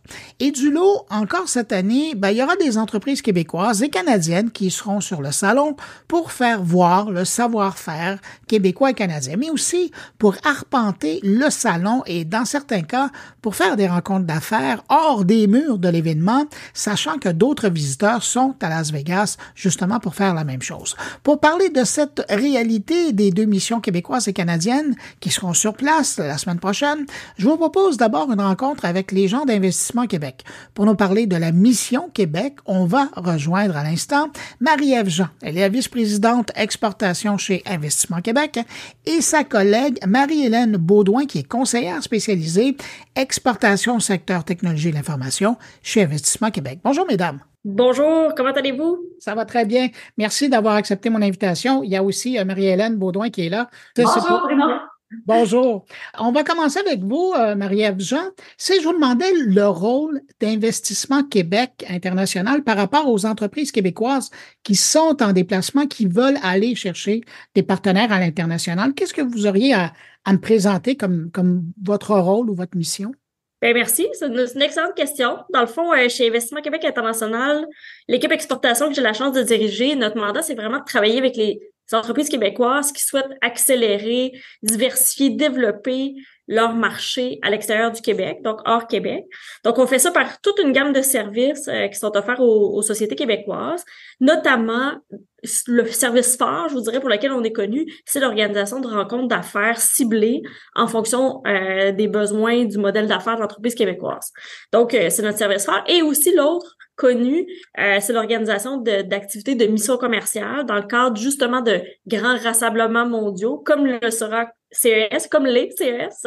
Donc, c'est de rassembler justement les entreprises du Québec, l'écosystème québécois pour partir ensemble dans ces grands rendez-vous-là sur la planète. Là. Est-ce que chez vous, il y a des secteurs qui sont prioritaires? Cette année, on mise plus sur tel secteur qu'un autre? En fait, on a 9 secteurs stratégiques qui nous suivent depuis quelques années. Je vous dirais, ça couvre vraiment comme tous les grands secteurs de l'économie du Québec. Par exemple, les industries créatives, toute la question du transport, la question de l'aéronautique, le secteur des santé, sciences de la vie, technologie de l'information, construction. Donc, on est vraiment dans tous les grands secteurs de l'économie du Québec. Voilà. Vous parliez des grands événements, des grandes expositions. La plupart se tiennent dans des pays où le Québec a une représentation. Dans ce cas-ci, au CES, c'est le bureau de Los Angeles qui est tout près, qui couvre cette zone-là des États-Unis. Comment ça se fait le travail entre Investissement Québec et Investissement Québec International et la délégation québécoise? C'est vraiment un travail main dans la main. Je vous dirais tant dans les événements internationaux, comme le CES, qu'au quotidien. Dans le fond, le travail qu'on fait, c'est main dans la main avec les bureaux du Québec à l'étranger, où dans chacun des bureaux du Québec à l'étranger, il y a des équipes, des attachés commerciaux et des représentants d'Investissement Québec qui sont placés dans ces bureaux-là et qui font le travail, la complémentarité. Donc, on a l'équipe à Montréal qui, justement, prépare nos entreprises, font tout le travail de bien comprendre le modèle d'affaires, comprendre les besoins, conseiller les entreprises. Quand on tombe vraiment mise en œuvre, là, donc aller cogner à la porte du donneur d'ordre, du grand joueur international, c'est là qu'on utilise évidemment nos équipes sur le terrain, dans les bureaux du Québec, les attachés commerciaux. Donc c'est vraiment un travail, là, je vous dirais, pour une entreprise, ils ne voient pas tellement la différence. Du début à la fin, là, c'est des services à intégrer, bien qu'on ait des organisations différentes, mais c'est vraiment un travail ensemble. Donc, dans le cas de CES, c'est la même chose. Par exemple, Marie-Hélène a travaillé au quotidien avec l'équipe à Los Angeles, avec Mathieu Cormier, qui est notre représentant Investissement Québec sur place, mais toute l'équipe des attachés commerciaux pour faire vraiment ajouter le plus de valeur possible autour de la présence des entreprises québécoises dans ce salon-là. Fait que c'est vraiment un travail en continu. C'est une même équipe, à vrai dire. Ouais. Je vois à travers les années, ça fait 27 ans que le CES, je le couvre, je vois à travers les années, puis beaucoup plus récemment, là, dans les dernières années, il y a un effort qui est fait par le Québec, par le gouvernement du Québec et aussi par Investissement Québec pour être présent. Et le jeu du CES, ça joue autant dans le salon qu'à l'extérieur du salon. Quand vous regardez toute cette progression que vous faites, est-ce que cette année, vous êtes rendu là où vous voudriez être à ce moment-ci? Comment vous évaluez là, votre mission cette année? C'est une bonne question. Effectivement, c'est un salon où la croissance, en fait, la participation du Québec date de plusieurs années, mais a pris différentes formes. Effectivement, il y a des années où on était plus présents, des années moins présents. Je pense que cette année, puis on le vivra ensemble dans quelques semaines, mais je pense que cette année, on a une bonne formule où on s'assure d'avoir un point de rencontre, donc un espace Québec à l'intérieur de CES pour faire ce point de rassemblement, pour aussi faire un lieu pour faire vraiment comme une vitrine des technologies québécoises. Donc, pour donner la chance aux entreprises du Québec d'avoir un lieu pour faire démonstration, vitrine et tout ça. Donc, on a rassemblé un beau groupe d'entreprises, mais on leur permet aussi, parce que, vous le savez, c'est tellement grand, CES, on veut pas non plus juste accrocher nos entreprises dans un espace, dans un lieu. Pour vraiment tirer profit de CES, il faut aussi aller voir les gens se déplacer, aller voir les autres kiosques. Fait que c'est pour ça qu'on trouvait ça intéressant cette année d'avoir un espace rencontre, un espace vitrine pour montrer qu'est-ce que le Québec a à offrir, mais aussi mettre en place des services et tout ça pour permettre à nos entreprises d'aller voir des clients potentiels, de se déplacer, d'aller voir les technologies. Et c'est ça. Et de l'autre côté, évidemment, on a mis en place tout notre service, nos services forts, comme je le disais tout à l'heure. Donc, on a organisé des rencontres d'affaires ciblées pour certaines entreprises, avec des clients potentiels, des partenaires potentiels. Donc, on a déployé vraiment aussi tout ce travail-là, justement, avec la délégation du Québec à Los Angeles pour permettre à nos entreprises, oui, se promener, voir la technologie, montrer qu'est-ce qu'ils ont à offrir, mais aussi avoir des bonnes rencontres d'affaires là, qui leur permettent de ramener des retombées de ça. Là. Fait que je pense que effectivement la présence a varié, mais j'ai le sentiment que cette année, on a un modèle intéressant où on donne une belle vitrine, on laisse les gens aussi vraiment tirer profit de tout ce que CES a à offrir aussi. Là. Dans un instant, on va aller rejoindre votre collègue Marie-Hélène pour savoir justement comment vous les avez préparés. Mais je vais en profiter parce que, Marie-Ève Jean, vous avez représenté le Québec à une certaine époque en Allemagne. Et je suis curieux de savoir, quand vous regardez ce qui se passe en Europe au niveau de salons de ce type dans le monde de l'électronique, des grands produits comme ça, est-ce que vous trouvez que, à cette époque-là, mais encore aujourd'hui, parce que je sais que vous avez un œil par intérêt dans cette zone-là, est-ce que vous trouvez que les entreprises québécoises sont encore bien représentées du côté de l'Europe où il y aurait des opérations à faire? Non, je pense que nos entreprises, c'est sûr qu'ils sont sélectifs, puis c'est bien que nos entreprises soient sélectives pour se déplacer dans les moments où ils peuvent vraiment justement maximiser leur présence. CES, évidemment, c'est le grand rendez-vous. Encore cette année, on va être près de 80 personnes, c'est un grand moment. Mais en Europe, il y a des grands moments comme ça aussi. Donc, par exemple, la foire d'Hanovre, secteur des batteries, évidemment, c'est un secteur fort au Québec. Donc, dans le cadre du Battery Show, évidemment, le secteur de l'aéronautique, là, je m'écarte un peu, mais évidemment, toutes nos entreprises ont, par exemple, Bourget, Farnborough, donc tous ces événements forts-là dans les différentes industries, je vous dirais, qu'ils soient aux États-Unis, en Europe, on a quand même une très belle couverture des entreprises québécoises où on les accompagne, mais aussi on voit tous, je pense, la valeur ajoutée d'être présent dans ces grands rendez-vous mondiaux-là. Mais une fois que j'ai dit ça, puis je sais que vous y arrivez, il faut se préparer parce que quand on arrive là, puis c'est notre travail, puis c'est de créer cette valeur-là. Donc, je pense que nos entreprises sont bien présentes dans chacun des secteurs. On les accompagne dans chacune des grandes industries. Mais c'est sûr que pour ce qui est vraiment du secteur innovation, technologie, c'est sûr que CES, c'est quand même un moment privilégié dans l'année sur la planète, non seulement aux États-Unis, mais c'est un moment privilégié sur la planète pour les entreprises dans le secteur de l'innovation technologique. Puis d'ailleurs, j'en profite peut-être pour dire, on utilise ça aussi pour justement créer aussi des rencontres, des opportunités de maillage avec des délégations d'Europe, d'Asie même. Fait que nous, on rayonne plus large que seulement les États-Unis. Donc, parce que c'est tellement, justement, ça fédère, en fait, toutes les grandes entreprises, tous les partenaires qui justement, s'intéressent aux technologies, à l'électronique, à ce qui s'en vient dans le futur. Fait que on fait des activités avec des grands joueurs, des délégations américaines, mais aussi en provenance, c'est ça, d'Europe, d'Allemagne, la France, l'Asie, Corée du Sud et tout ça. Donc, on en profite vraiment pour justement utiliser ça comme point de rayonnement. Je me tourne maintenant vers la coach en chef, celle qui a préparé les entreprises, qui les prépare encore, là, et puis qui va probablement les suivre et les chaperonner pour être sûr que les entreprises tirent le maximum de leur rencontre. Marie-Hélène Beaudoin, quand vous rencontrez ces gens-là, là, les entreprises qui sont venues vers vous et d'autres que vous avez probablement choisies, qu'est-ce que vous leur dites en premier? Comment vous leur présentez le CES? Ben, c'est sûr que c'est vraiment important que le CES fasse partie de la stratégie de l'entreprise, premièrement. T'sais, nous, on vient pas pousser un événement plus qu'un autre. On veut vraiment que ça vienne de la stratégie d'expansion de l'entreprise. Donc, c'est sûr qu'il y a deux types d'entreprises. Je pense qu'il y a des entreprises qui vont à CES pour vendre leurs produits, leurs technologies, et il y en a d'autres qui vont plus pour faire de la découverte de technologies et de nouveautés. Et dans le cadre de notre mission, on peut accepter les deux. Il y a certaines entreprises qu'on va accompagner plus en profondeur, comme le dit Marie-Ève, par exemple, avec des rencontres d'affaires. Mais il y a d'autres entreprises aussi pour lesquelles ça fait vraiment partie plus de leur R&D en quelque sorte. Donc, c'est ça, on s'assure vraiment que ça répond à leur objectif. On leur pose la question, qu'est-ce que vous venez chercher? Et on fait vraiment une validation, en fait, pour être certain que ça va vraiment, appuyer leur stratégie d'expansion sur le marché des États-Unis ou à l'international. Là, parfois, comme dit Marie-Ève, il y a des gens de partout dans le monde à la CES. C'est une grande messe. Donc, c'est vraiment comme ça qu'on valide si c'est un bon événement pour ces entreprises-là. Quand vous regardez le temps qu'ils vont investir à développer justement des contacts, à faire de la représentation, à faire de la R&D, comme vous le dites, avez-vous l'impression que le gros du match se passe pas nécessairement sur le tapis de l'exposition, mais beaucoup dans les rencontres avec les entreprises, avec les délégations? Certainement. En fait, il y a beaucoup de travail qui se fait aussi avant l'événement.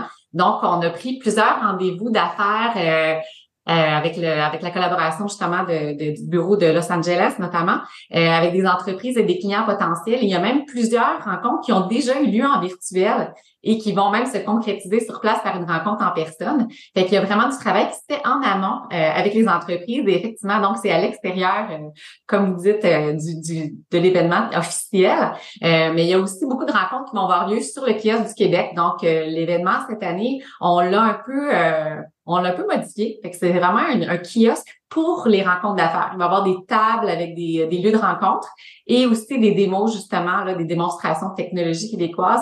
Donc, il y a beaucoup de choses qui se font sur le kiosque, mais à l'extérieur, en quelque sorte, de l'exposition traditionnelle. Il y a aussi plein d'événements aussi en parallèle de CES auxquels on participe et auxquels on invite nos entreprises à participer, notamment organisés par les délégations étrangères.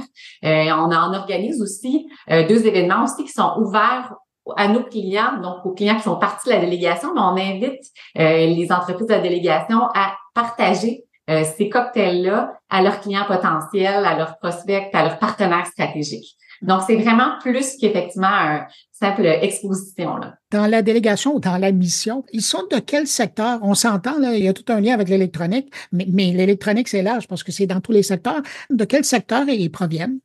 C'est une très bonne question. En fait, on a plusieurs sous-secteurs. C'est vraiment un événement qui est multisectoriel, hein. Donc, on regardait un peu justement notre liste d'entreprises de Marie-Ève et moi tout à l'heure et on regardait, il y a des entreprises de l'industrie créative. Par exemple, on a le Centre Phi qui a fait le spectacle Infinity qui va être présent. Donc ça, c'est un exemple d'entreprise, une industrie créative qui souhaite exporter aussi donc aux États-Unis et ailleurs dans le monde. Donc c'est une très belle entreprise qui fait justement un spectacle là, qui met en vedette la Station spatiale internationale. On a aussi les technologies de la mobilité et des smart cities. On a une entreprise intéressante qui s'appelle Milesbox, qui fait partie de la délégation, qui a développé justement un vélo cargo de livraison pour assurer le dernier kilomètre de livraison pour diminuer justement l'impact carbone. Donc, c'est un vélo qui est super intéressant. Puis, elle a même été récipiendaire, en fait, pour être dans le Eureka Park. Donc, ACS. Donc, c'est une super entreprise également. On a aussi les technologies haptiques plus appliquées au secteur de la santé, le health tech. Donc, Appli Robotique est un exemple. Donc, ils font une technologie haptique liée à un bras robotisé pour réaliser des simulations d'opérations, par exemple, ou exact, pour essayer d'un bras qui est beaucoup plus compact, léger, vraiment différent, en fait, de ce qu'on trouve sur le marché. On a aussi beaucoup d'entreprises cette année en intelligence artificielle. Donc, ça, c'est un secteur qui s'est énormément développé au cours de la dernière année. Il y a énormément d'intérêt donc pour l'intelligence artificielle. Donc, on en a quelques-unes, dont Solid State of Mind, qui est une entreprise start-up qui a développé une technologie qui permet vraiment d'aller faciliter l'apprentissage d'un robot, par exemple. On donne l'exemple, par exemple, un robot qui serait entraîné pour reconnaître une canne de conserve. Et là, qu'on change ça, par exemple, pour un objet plus petit, plus léger. Habituellement, pour reprogrammer complètement le robot. Et là, avec leur technologie, le robot pourrait apprendre de lui-même plus facilement une modification, un peu comme un humain le ferait. Et on a aussi InnoRobot Lab, qui est aussi en intelligence artificielle. Puis la dernière catégorie, qui est quand même un classique, c'est l'électronique. Donc l'électronique, c'est sûr que c'est un incontournable pour CS. On a Spark Microsystems, par exemple, dans notre délégation, qui fait des émetteurs-récepteurs sans fil qu'on insère dans des appareils de réalité augmentée, de réalité virtuelle. Donc, c'est des exemples d'entreprises. On en a 44, là. Donc, on peut pas toutes les nommer, mais c'est à peu près les sous-secteurs qu'on a identifiés. En terminant, je vous demanderais, basé sur votre expérience de grande marcheuse de salon, de foire professionnelle, quels conseils vous donnez? Évidemment, vous l'avez déjà donné aux gens qui vont faire partie de votre mission, mais dans les gens qui nous écoutent et qui vont qui vont marcher des kilomètres et des kilomètres cette semaine à Las Vegas, quels conseils vous leur donnez pour maximiser leur présence sur le plancher d'exposition et aussi dans les conférences? Ouais, moi je dirais se faire un plan de match quotidien, qui est pas nécessairement une journée complète, mais se dire, bon, aujourd'hui, je me donne les 2-3 objectifs suivants, des événements, des rencontres que je veux réaliser ou provoquer. Et puis, autour de ça, aussi prendre l'opportunité de profiter de ce qu'on croit sur son chemin. Mais je pense que c'est bon le mélange de se donner 2-3 cibles dans sa journée et puis après ça, profiter de tout ce que CES a à offrir, là. Marie-Hélène? Je ferais du pouce un peu sur ce que dit Marie-Ève, mais en précisant aussi de se donner des objectifs réalistes au niveau, des lieux géographiques, parce que c'est grand.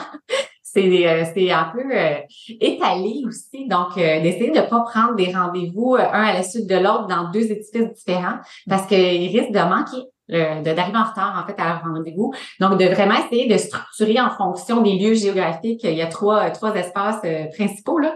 Donc, essayer de pas prendre tout ça dans trois espaces différents dans la même après-midi, par exemple. De porter des bonnes chaussures aussi, de boire de l'eau.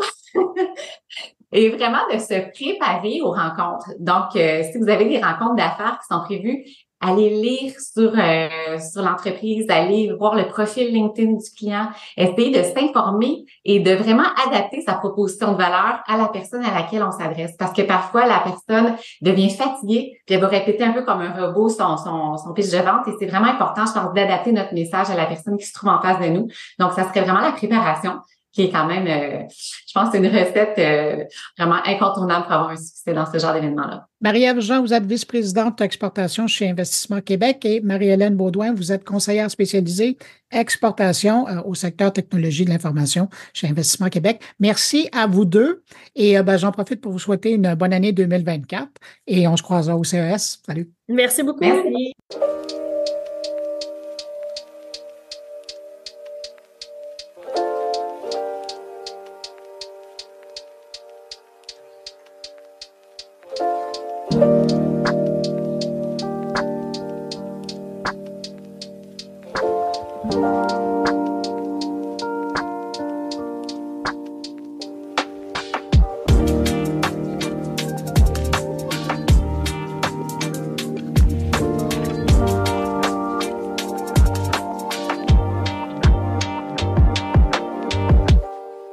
Alors maintenant, parlons de la mission canadienne qui se rendra au CES de Las Vegas la semaine prochaine, parce qu'il y a aussi des entrepreneurs québécois, bien évidemment d'autres du Canada, qui choisissent de faire partie de la mission canadienne, qui sont de profiter du réseau canadien pendant l'événement pour faire des contacts avec des gens qui convergent vers Las Vegas pendant une semaine.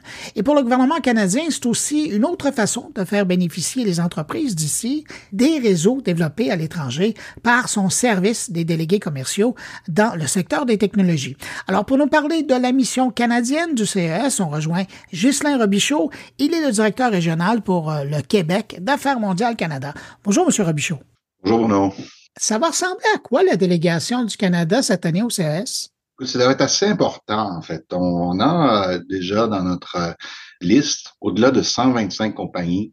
Et de ça, il y a déjà plus de 60 compagnies du Québec qui vont être présentes là-bas. Alors ça, c'est quand même énorme. Et c'est assez typique de voir une représentation très, très forte du Québec à CES. Vous y allez, je pense, depuis plusieurs années. Et moi, je suis toujours ravi de voir que le Québec est très bien représenté à CES. Mis à part le Québec, est-ce qu'il y a d'autres provinces qui sont présentes officiellement?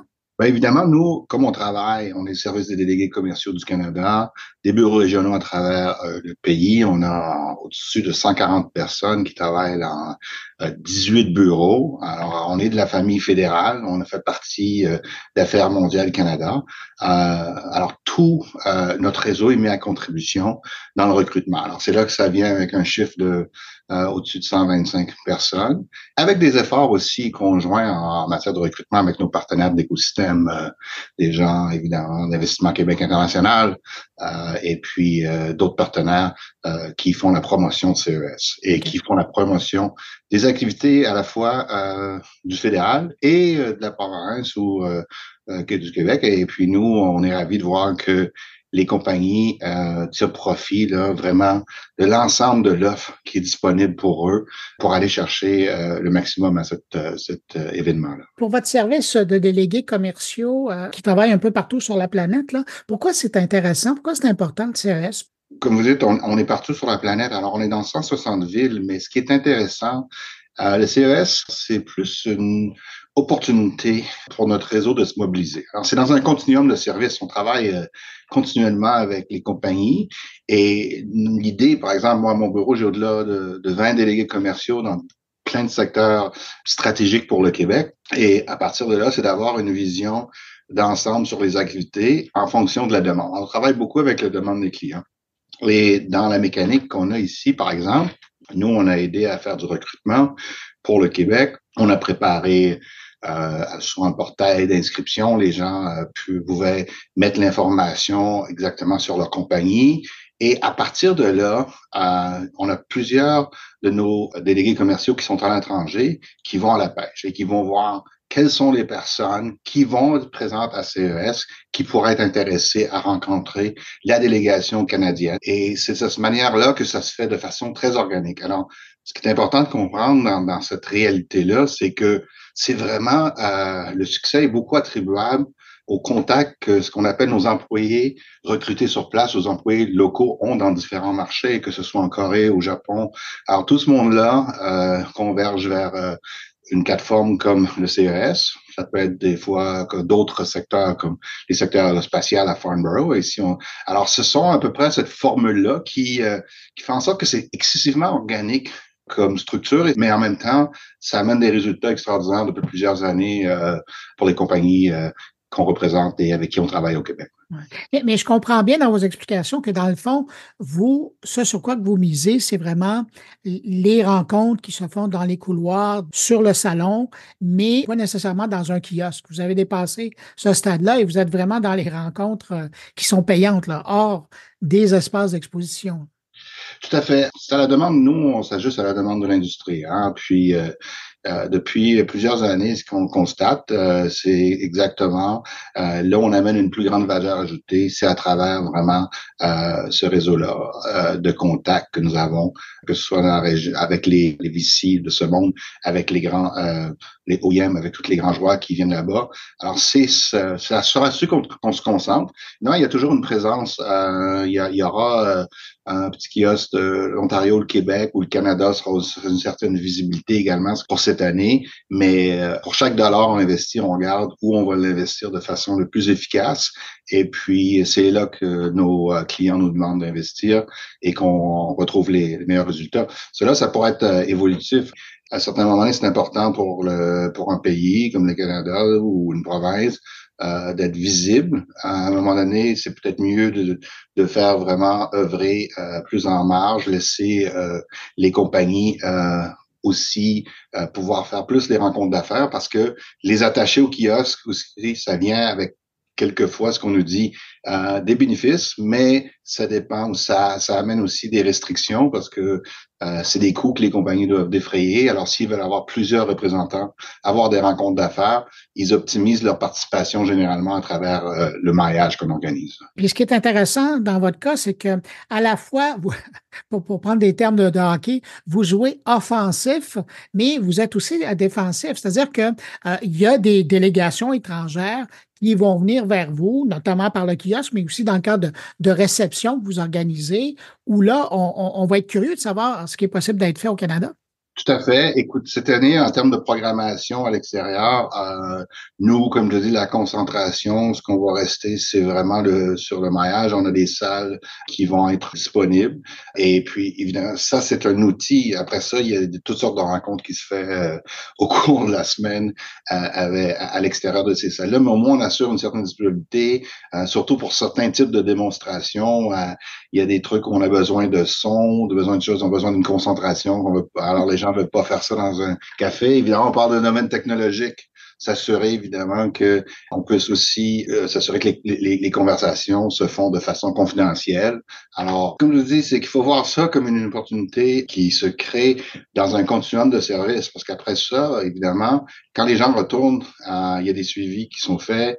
Nous, ce qui est important, c'est de pouvoir déterminer vraiment de faire les meilleurs matchs. Et ça prend de l'information en amont. Ça prend une grande collaboration des entreprises pour nous fournir cette information à temps pour réussir à attirer les bonnes personnes de l'autre côté. Et ça arrive que ce soit plus difficile. On peut pas faire de garantie, mais on met beaucoup de chance de notre côté en donnant cette information-là plus tôt. Souvent, dans nos ambassades, il faut qu'elles soient traduites aussi ou dans nos missions commerciales pour être capable d'aller, même si dans beaucoup de ces marchés-là, on parle anglais, étonnamment, c'est toujours mieux de pouvoir leur fournir l'information sur les entreprises dans la langue du pays. Alors, et ça fait en sorte que tout ça amène beaucoup de coordination. Alors, pour nous, c'est déjà ça, là, je pense que c'est un grand effort qu'on fait qu'on souhaite qui sera payant cette année, comme il l'a été l'an passé. Un autre élément, peut-être que je vous dirais, c'est aussi le fait qu'il y a une espèce de concentration. Et nous, en ayant ce cahier ou d'entreprise, ça permet, peut-être que pour comparer ça à une discographie, dire aux gens, écoutez, voici ce qu'il y a dans tout dans le portefeuille. Vous avez un grand volume. Alors, ça permet d'attirer les yeux vers le Canada. Alors, ça, c'est un bénéfice. Puis ouvrir les portes également à ces grandes entreprises-là. Ben, quand ils ont un menu de choses qui puissent les intéresser, ben, ça devient plus facile que de rencontrer individuellement chaque compagnie ou essayer d'ouvrir une porte pour une compagnie spécifiquement. Ce qu'on fait aussi, mais on s'aperçoit que ce qui est plus efficace de plus en plus, c'est ça. C'est quand on le fait en groupe ou quand on est capable de concentrer des entreprises pour montrer qu'à la fois, à ce moment-là, en étant dans ce groupe, il y a quelque chose qui se passe. Et là, clairement, on voit sur la moitié des compagnies, ou 60 compagnies presque au Québec, ben, il y a quelque chose qui se passe. Alors, je pense qu'on va avoir de l'impact là-bas cette année et j'ai confiance que les participants vont trouver leur compte. En terminant, vous parliez de porte. La meilleure porte pour vous contacter, parce que sûrement des entreprises, des entrepreneurs qui nous écoutent, qui ne font pas encore affaire, qui n'ont jamais contacté le service des délégués commerciaux du Canada, quelle porte on prend pour vous contacter? Évidemment, la meilleure chose, c'est de commencer par notre site web qu'on est en train de revamper également. Il va y avoir toute une nouvelle expérience dans l'avenir, on souhaite. Pour le moment, ça demeure quand même un outil qui vous permet d'identifier à la fois où vous adressez au Canada. Nous, en fait, on peut être facilement contacté par la boîte générale également de notre bureau. À partir de là, quand on reçoit cette demande-là, généralement, ça va être distribué à la bonne personne qui va prendre contact avec l'entrepreneur. À partir de là, dépendamment de la demande, si on s'aperçoit que la personne est parce que nous, on sert les compagnies de toutes les tailles, tout ça, mais l'élément principal qu'on regarde, c'est le potentiel de contribution à l'économie canadienne et sa capacité à l'exportation également.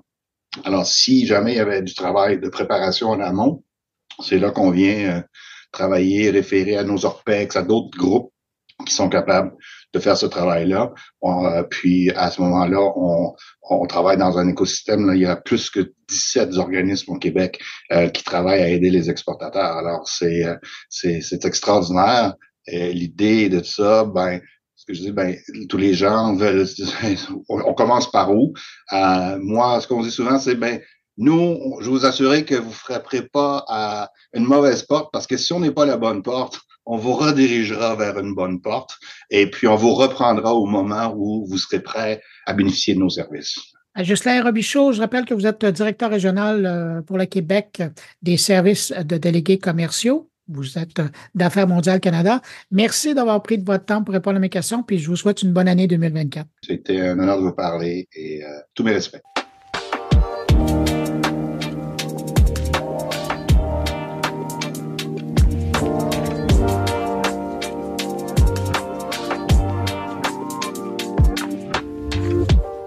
Autour de mes collègues et on demeure au CES avec Thierry Weber qui nous parlera de la présence suisse à Las Vegas pour le Consumer Electronics Show.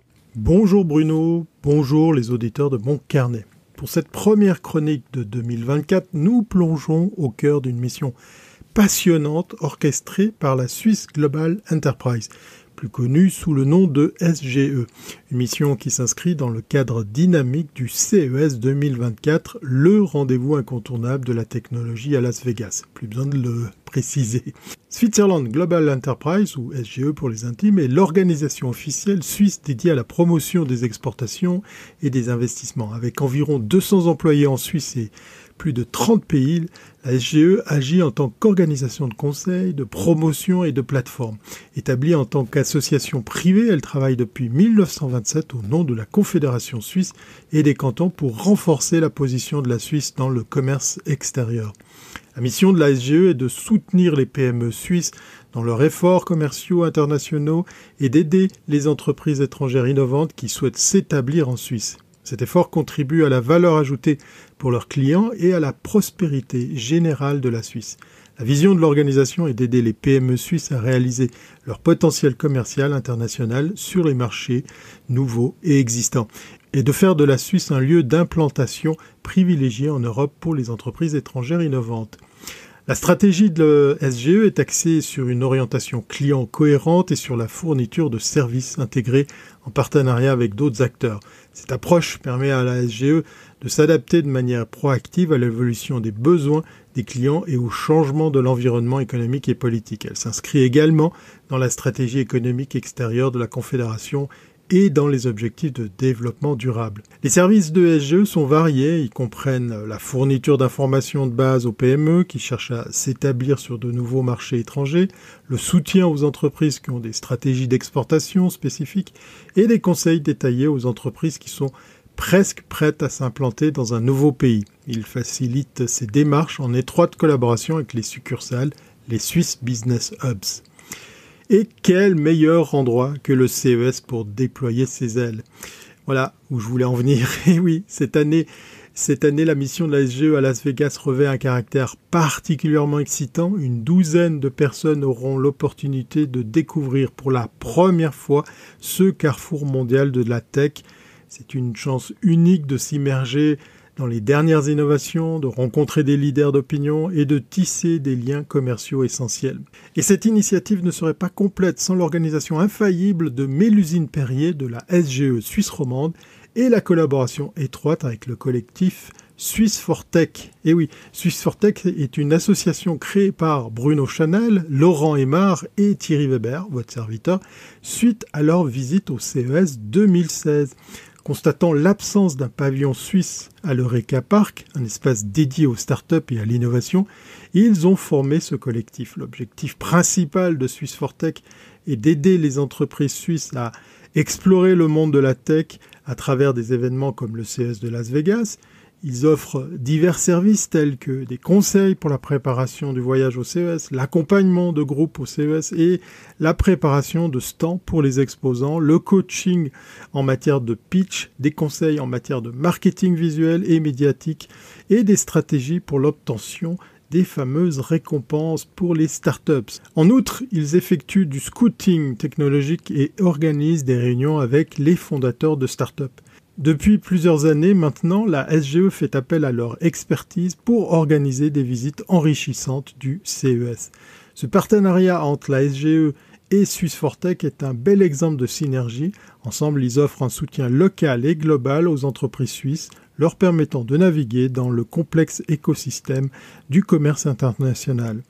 Cela va de l'organisation d'événements et de formations jusqu'à fournir des conseils sur mesure adaptés aux défis et aux opportunités uniques de chaque entreprise.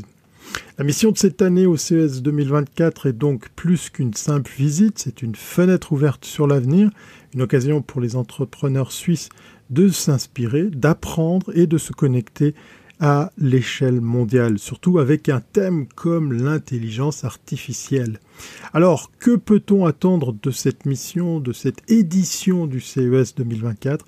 Eh bien, des découvertes, des opportunités, mais surtout une chance inégalée pour les entreprises suisses de briller sur la scène internationale grâce au soutien de la SGE et de Swiss for Tech. Qui sait ? Elles pourront même avoir de la chance de rencontrer Bruno Guglielminetti. Sait-on jamais ? Allez, très très belle année à tous, rendez-vous à Las Vegas et d'ici là, portez-vous bien.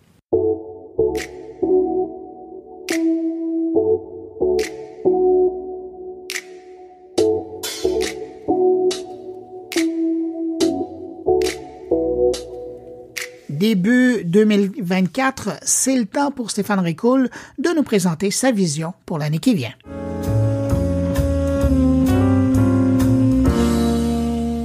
Ils sont rares les secteurs d'activité qui ne soient pas impactés par les progrès de la technologie. Mais est-ce que ça signifie pour autant que notre société elle-même est impactée? Et qu'à terme, elle pourrait même être dominée par une forme d'intelligence supérieure à la nôtre? Peut-être. Mais pas en 2024, non. 2024, ça va être quand même une année un peu différente des autres, car il s'est passé quelque chose en 2023 dont il va falloir tenir compte. La démocratisation de l'intelligence artificielle et surtout, la performance absolument incroyable des intelligences artificielles génératives. Mise dans les mains de tous et chacun, ça risque de transformer l'IA Act européen en une copie martyre d'une gouvernance aussi nécessaire que complexe.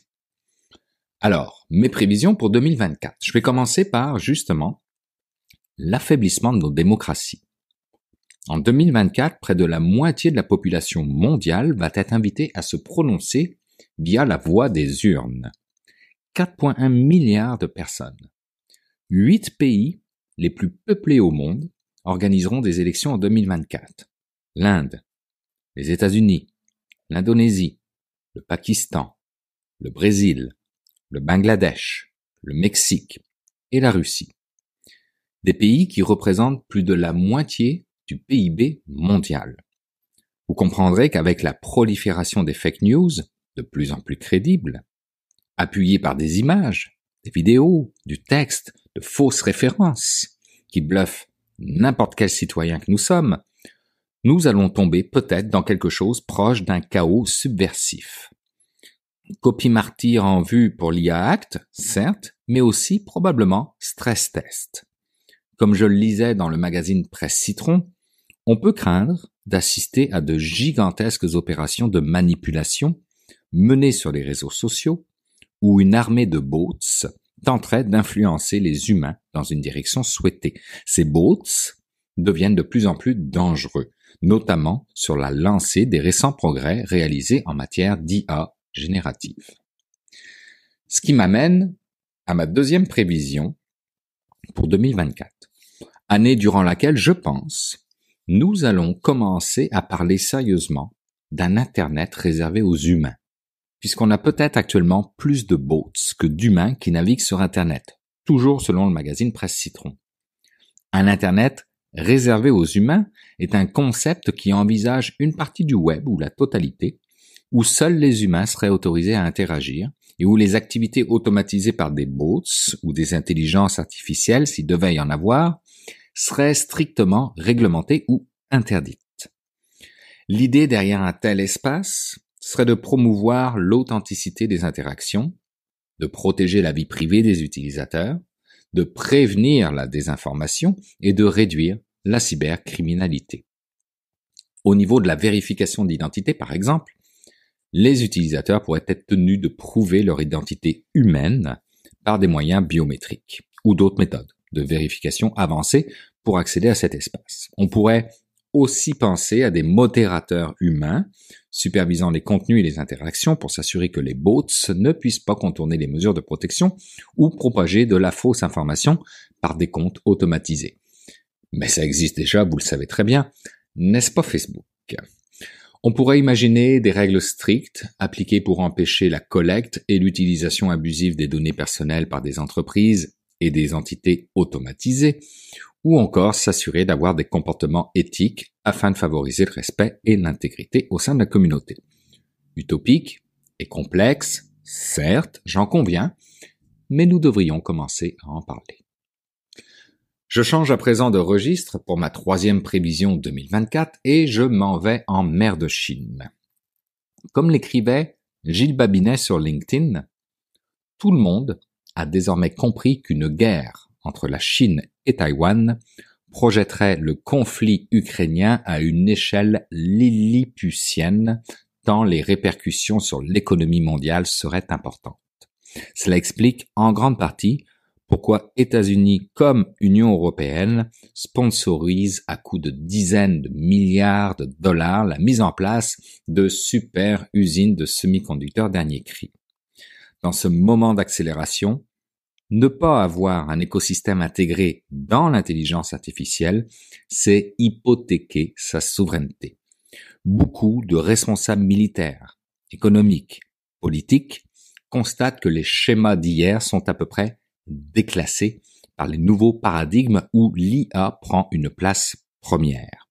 Les facteurs d'instabilité géopolitique se superposent avec la carte des grands fournisseurs technologiques. Fin de la citation.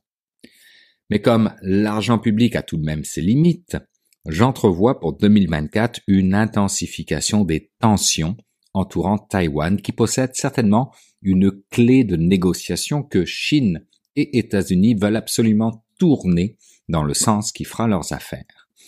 L'issue de tout cela est quant à elle probablement imprévisible, de par ma prévision numéro 1, à savoir les élections un peu partout dans le monde et surtout aux États-Unis. Une affaire à suivre donc de près pour 2024.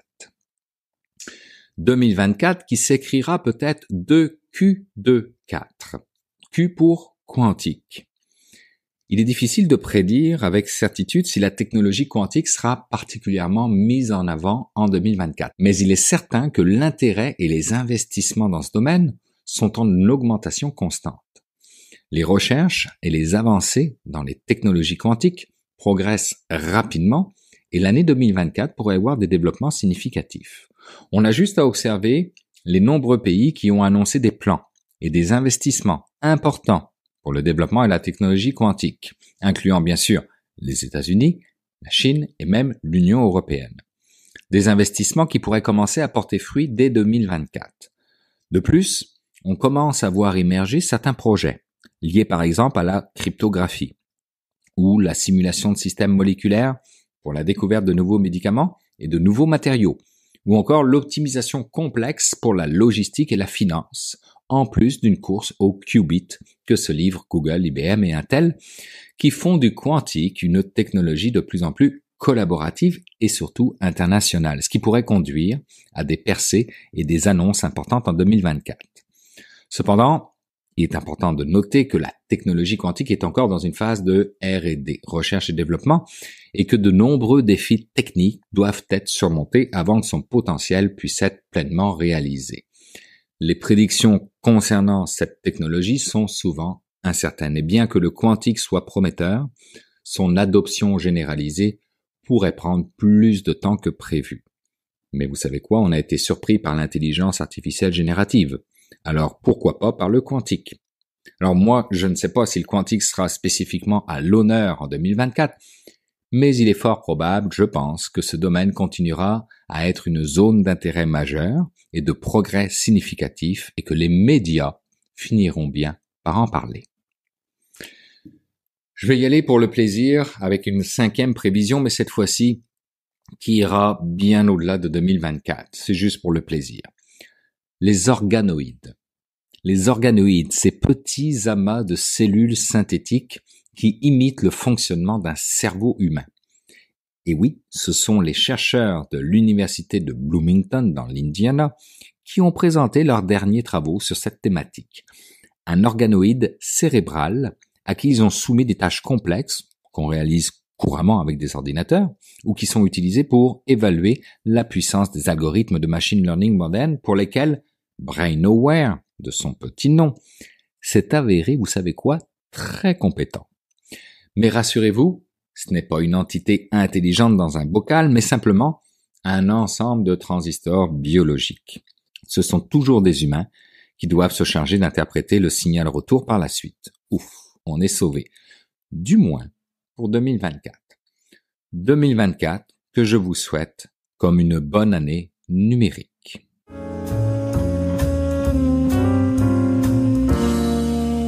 Ben voilà, c'est sur les propos de Stéphane Ricoul que se termine cette édition. J'espère que vous avez apprécié cette émission d'avant-match du CES de Las Vegas. Merci à mes invités, merci à Jérôme Colombin, Thierry Aubert et Stéphane Ricoul pour leur présence cette semaine. Et puis merci à vous qui avez écouté cette édition jusqu'à la toute fin.